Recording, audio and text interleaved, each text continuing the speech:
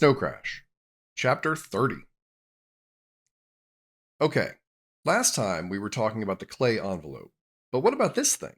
The thing that looks like a tree, Hero says, gesturing to one of the artifacts.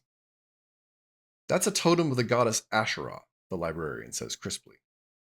Now we're getting somewhere, Hero says. Lagos said that the Brandy in the Black Sun was a cult prostitute of Asherah. So who is Asherah? She was the consort of El, who is also known as Yahweh, the librarian says. She was also known by other names. Elot, her most common epithet. The Greeks knew her as Dion, or Rhea. The Canaanites knew her as Tanit, or Hawa, which is the same thing as Eve. Eve? The etymology of Tanit, proposed by Cross, is feminine of Tannin, which would mean the one of the serpent. Furthermore, Asherah carried a second epithet in the Bronze Age, Dat Batni, also the one of the serpent. The Sumerians knew her as Nintu, or Ninhursag. Her symbol is a serpent coiling about a tree or staff, the caduceus. Who worshipped Asherah? A lot of people, I gather. Everyone who lived between India and Spain from the 2nd millennium BC up until the Christian era, with the exception of the Hebrews, who only worshipped her until the religious reforms of Hezekiah and later Josiah. I thought the Hebrews were monotheists. How could they worship Asherah? Monolaterists. They did not deny the existence of other gods, but they were only supposed to worship Yahweh. Asherah was venerated as the consort of Yahweh. Yeah, I don't remember anything about God having a wife in the Bible. The Bible didn't exist at that point. Judaism was just a loose collection of Yahwehistic cults, each with different shrines and practices. The stories about the Exodus hadn't been formalized into scripture yet, and the later parts of the Bible had not yet happened. Who decided to purge Asherah from Judaism? The Deuteronomic school, defined, by convention, as the people who wrote the book of Deuteronomy, as well as Joshua, Judges, Samuel, and Kings. And what kind of people were they? Nationalists, monarchists, centralists, the forerunners of the Pharisees. At this time, the Assyrian king Sargon II had recently conquered Samaria, northern Israel, forcing a migration of Hebrews southward into Jerusalem. Jerusalem expanded greatly, and the Hebrews began to conquer territory to the west, east, and south. It was a time of intense nationalism and patriotic fervor. The Deuteronomic school embodied those attitudes in Scripture by rewriting and reorganizing the old tales. Rewriting them how? Moses and others believed that the River Jordan was the border of Israel, but the Deuteronomists believed that Israel included Transjordan, which justified aggression to the east. There are many other examples. The pre-Deuteronomic law said nothing about a monarch. The law, as laid down by the Deuteronomic school, reflected a monarchist system. The pre-Deuteronomic law was largely concerned with sacred matters, while the Deuteronomic law's main concern is the education of the king and his people, secular matters, in other words. The Deuteronomists insisted on centralizing the religion in the temple in Jerusalem, destroying the outlying cult centers. And there is another feature that Lagos found significant. And that is? Deuteronomy is the only book of the Pentateuch that refers to a written Torah as comprising the divine will. And when he sits on the throne of his kingdom, he shall write for himself in a book a copy of this law, from that which is in charge of the Levitical priests, and it shall be with him, and he shall read it in all the days of his life, that he may learn to fear the Lord his God, by keeping all the words of this law and these statutes, and doing them, that his heart may not be lifted up above his brethren, and that he may not turn aside from the commandment, either to the right hand or to the left, so that he may continue long in his kingdom, he and his children in Israel. Deuteronomy 17, 18-20. So the Deuteronomists codified the religion, made it into an organized, self-propagating entity, Hero says. I don't want to say virus, but according to what you just quoted me, the Torah is like a virus. It uses the human brain as a host. The host, the human, makes copies of it, and more humans come to synagogue and read it. I cannot process an analogy, but what you say is correct insofar as this. After the Deuteronomists had reformed Judaism, instead of making sacrifices, the Jews went to synagogue and read the book. If not for the Deuteronomists, the world's monotheists would still be sacrificing animals and propagating their beliefs through the oral tradition. Yeah, like sharing needles, Hero says. When you were going over this stuff with Lagos, did he ever say anything about the Bible being a virus? He said it had certain things in common with a virus, but that it was different. He considered it a benign virus, like that used for vaccinations. He considered the Asherah virus to be more malignant, capable of being spread through exchange of bodily fluids. So the strict, book-based religion of the Deuteronomists inoculated the Hebrews against the Asherah virus. Yes, in combination with strict monogamy and other kosher practices, that is correct, the librarian says. The previous religions, from Sumer up to Deuteronomy, are known as pre-rational. Judaism was the first of the rational religions. As such, in Lagos's view, it was much less susceptible to viral infection because it was based on fixed, written records. This was the reason for the veneration of the Torah, and the exacting care used when making new copies of it, informational hygiene. Okay, so what are we living in nowadays? What's this, the post-rational era? Juanita made comments to that effect. Yeah, I'll bet she did. She's starting to make more sense to me, Juanita is. Oh. See, she never really made much sense before. I see.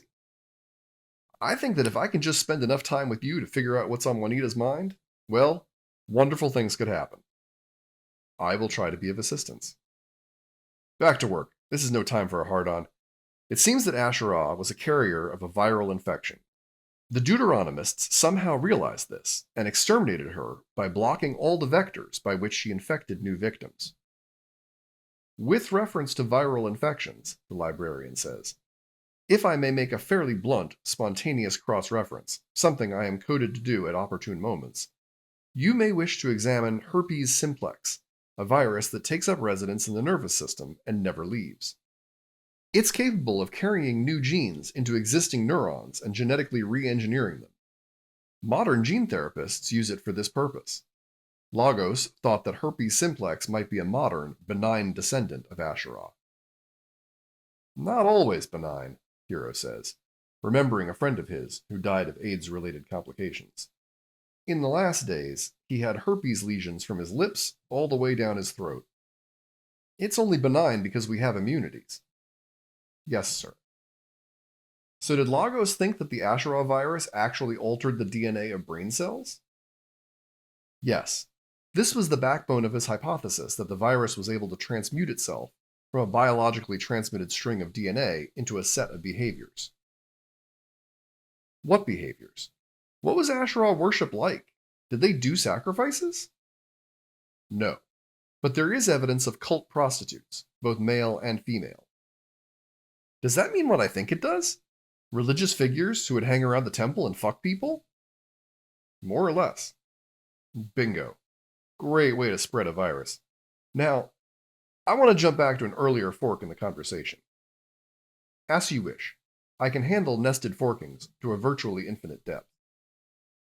You made a connection between Asherah and Eve.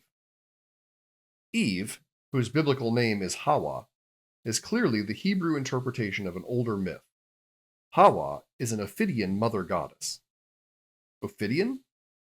Associated with serpents. Asherah is also an Ophidian mother goddess, and both are associated with trees as well.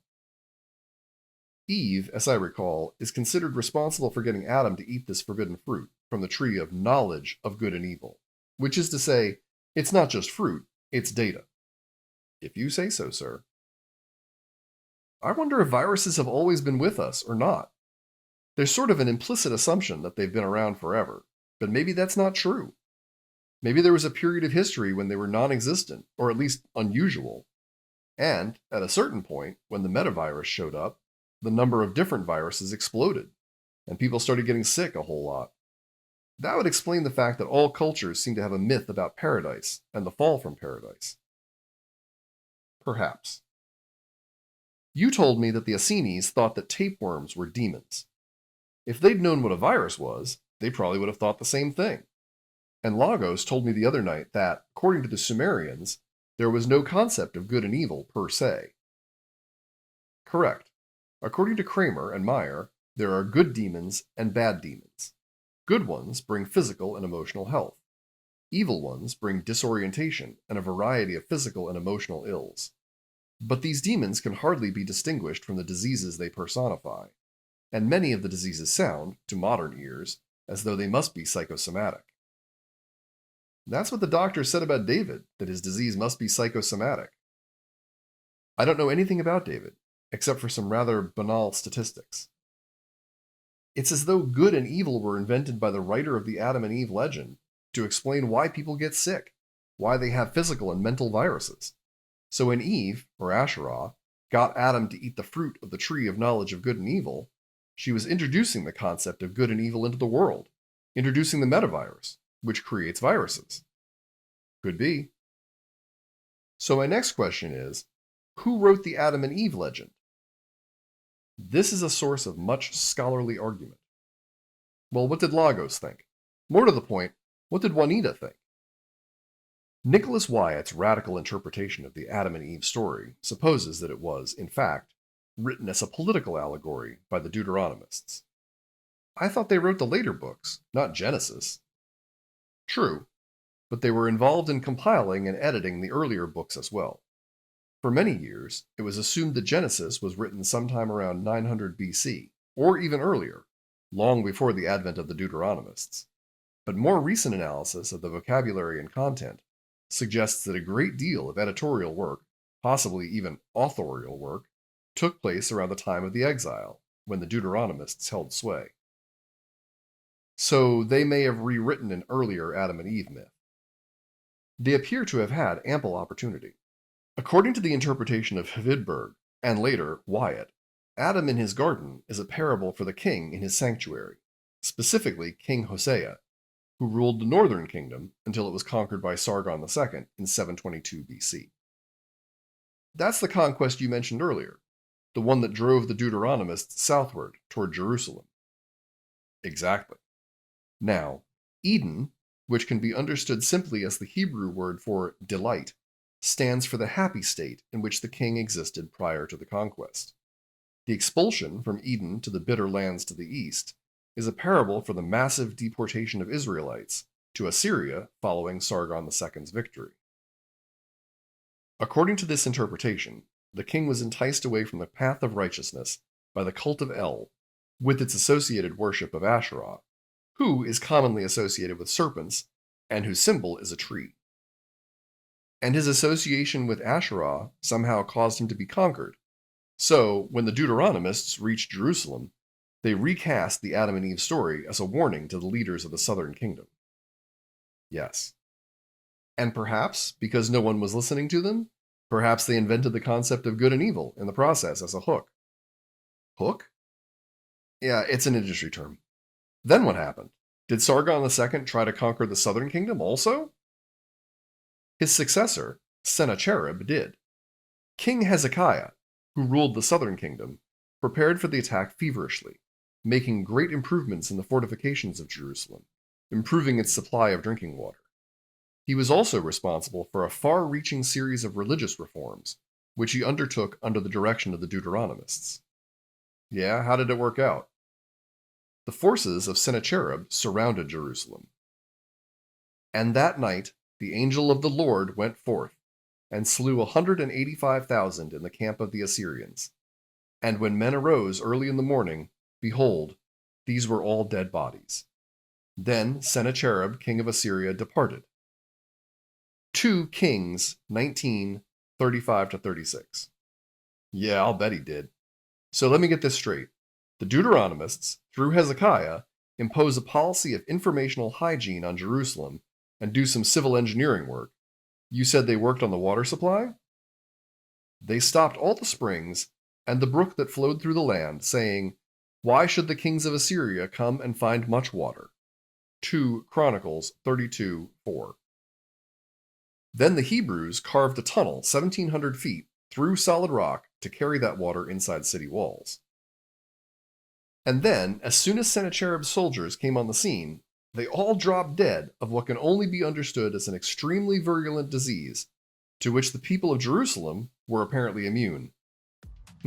That's interesting. I wonder what got into their water.